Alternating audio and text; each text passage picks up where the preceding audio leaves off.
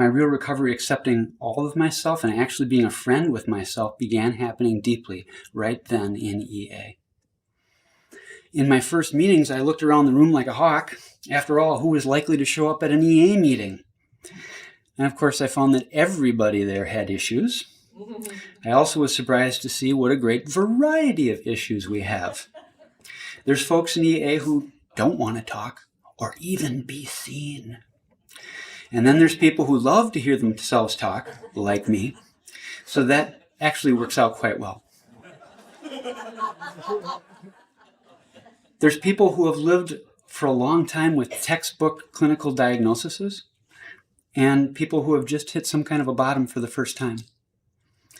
They might have spent their lives believing that they're God's one example of perfection and only recently found out how ordinary they are. There's people who show up late all the time and the ones who show up a half an hour early every time to make sure that the rooms are open for the rest of us. Thank you, Jerry. Thank you, Sue. I did not expect to have my codependency issues so triggered in EA. But it makes sense, doesn't it? My raging caretaker shows up in a room full of emotionally needy people. Uh-oh. I can also experience discomfort when there's long silences.